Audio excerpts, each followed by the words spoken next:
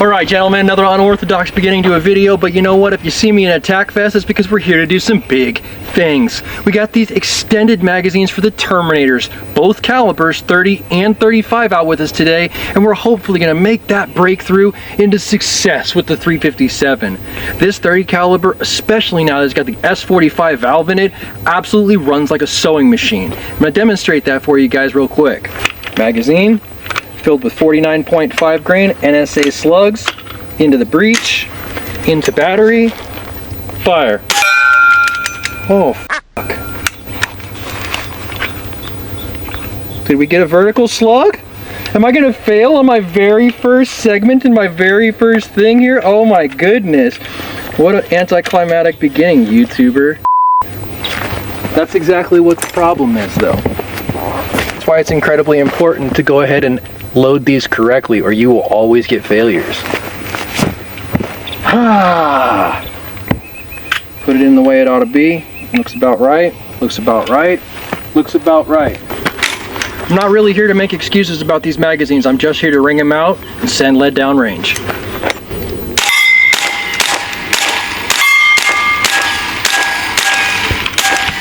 So as you can see by the smoke and the dust generated downrange, we absolutely threw lead each and every single time, as anticipated, but my iron sight and skill set under pressure, not the best. Continue.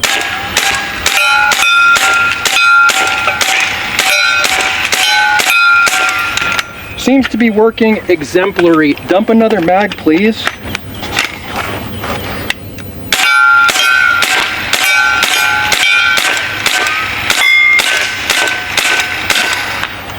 Gonna move right on and get into the 357 Terminator. Hopefully we can get that thing to run exactly as cleanly as we just saw our 30 caliber do. You guys haven't seen this.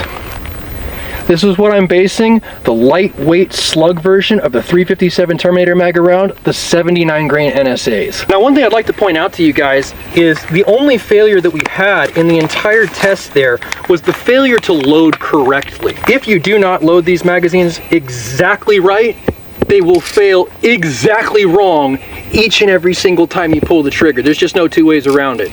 It has to be perfect every time or it's going to fail. Just like all the rest of the magazines that I make, the tolerances are exceptionally tight. The channels have to be extremely close to the actual size of the slug to go ahead and support them in such a way to where they don't rotate in those channels, causing a jam and then a misfire at that point. These are very, very, very tight tolerances, and because of that, it is kind of a pain in the dick to load them. Once you get past that loading point, that's where the magic happens, right? You put in the work, you get the reward out of it. If you put that work in, typically we're going to get good success. I hope I see that on the 9mm, right? I'm talking a lot of shit here. Hopefully it works.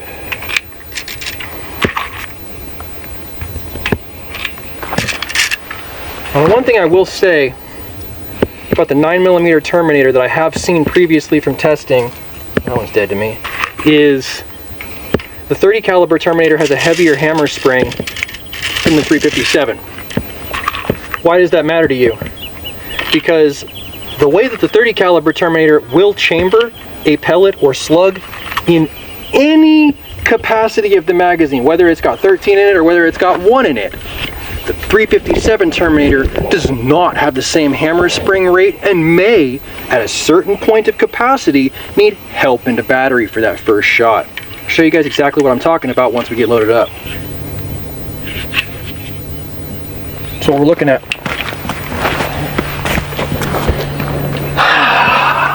I always get a little bit of apprehension every single time I actually do one of these fire tests, because it's like, you know, all my hopes and dreams that I've been working on for months and months and months in one place, right? Let's see if it wants to go into battery or if I need to give it a little bit of help. Pay attention, guys, this is what I'm talking about. Had to give it a bump, it wouldn't do it on its own. Let's see if it'll cycle. Optic on. Oh, the optic was on, I'm just spoiled with brighter optics. Fire.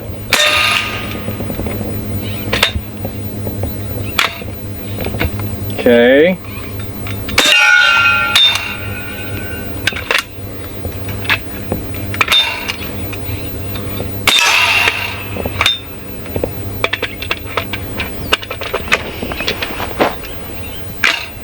Okay.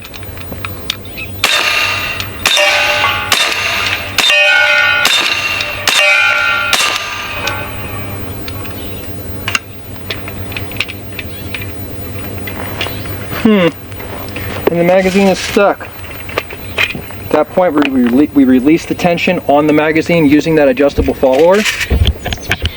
Pull the magazine out. See what happened to our slug.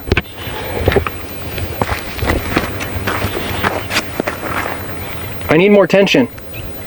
This slug is getting bit right there before it ends up making it in the breech. Let's dial up the tension. Yeah, let's give it some tension. I don't even see the tensioner nut the way it should be down on this side. So I might not have been at base tension. That could have a lot to do with it. There's a few rounds left in the magazine. Let's see if it makes it. Let's start with 5. Let's start with 5 and see if the tension helped us. I was hoping for a better right out of the gate result than this. Somehow I was definitely hoping for a better result than this, but you know what? That's to be expected because I've had killer success all day long. Like everything I've put my hands to has been a success today. So you can't win them all. Right, here we go. Test for 5 shots, 3,000 PSI. Goes into battery on its own, dump the mag. Seems like it works. Seems like that tension that we gave it made all the difference in the world. Give it more ammunition. Try 7, try 8. Will it work?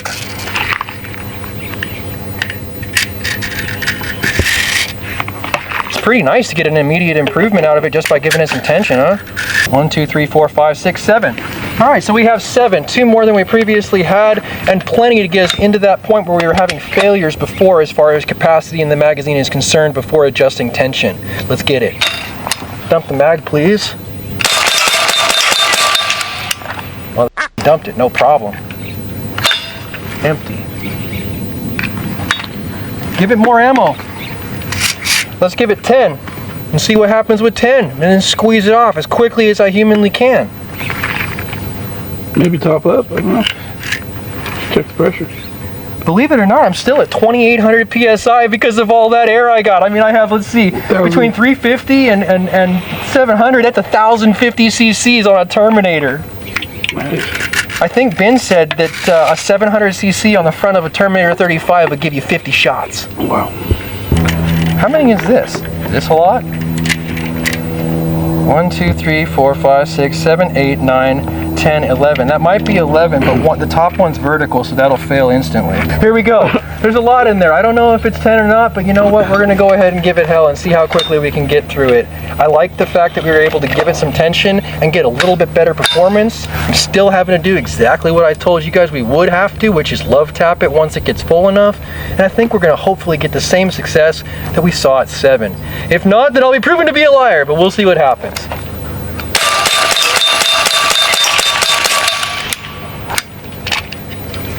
Booyah! Yes!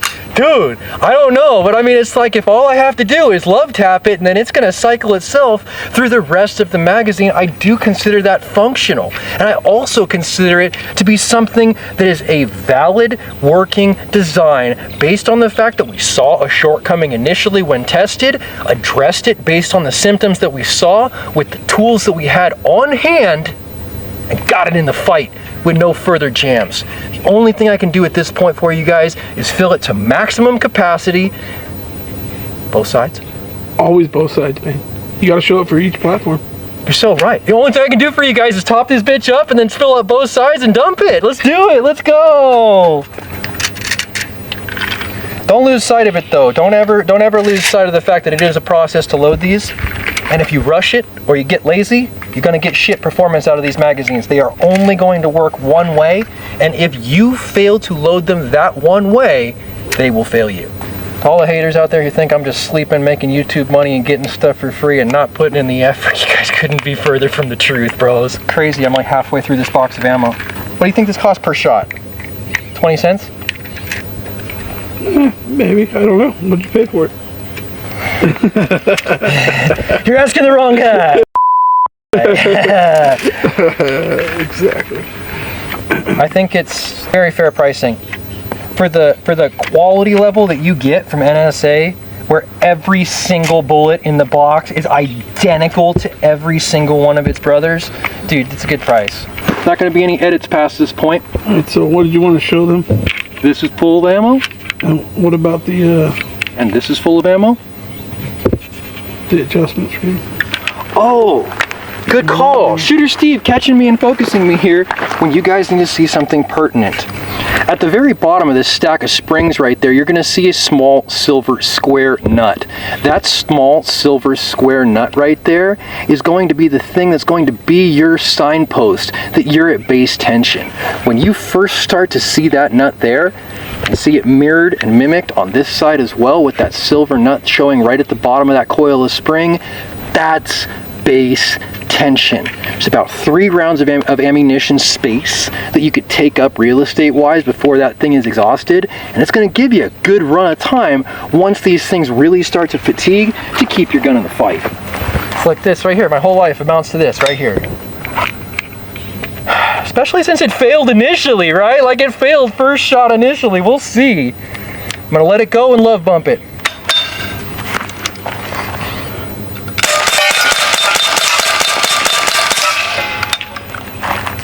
Fucking worked like gangbusters. That was awesome. I definitely did start to lose ammunition out the back. Oh, I lost a lot. Oh, it's all over the ground. The footage is gonna show I just dumped a bunch of ammo.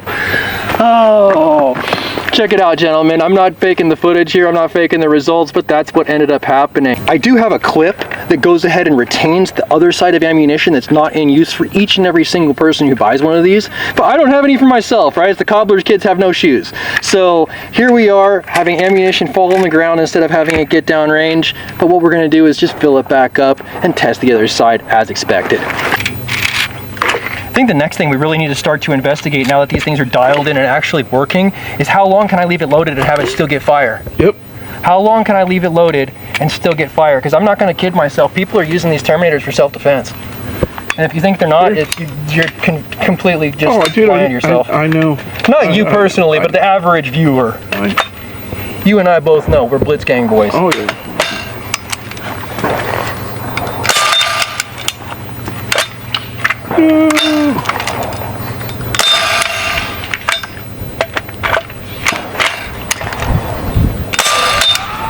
Something's going on. Interesting. Tension's correct.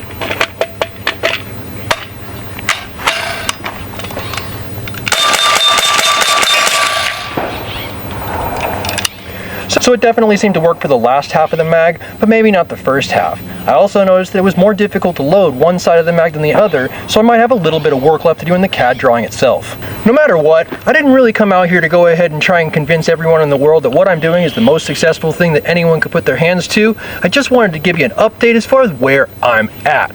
With the information you've seen today, you guys can go ahead and make your own decision as to whether or not you still want to continue to pay attention to this process and whether you think the idea itself has merit. I think it's going to be a great place to go ahead and end this high impact episode, but if you like this episode, give it a thumbs up. If you want to see more content like this, make sure you subscribe for more with that notifications button so you can stay current on the channel as well as when these videos come out. If you really like this kind of content, make sure you share it so that somebody else can see it. And I'll catch you boys in the next one.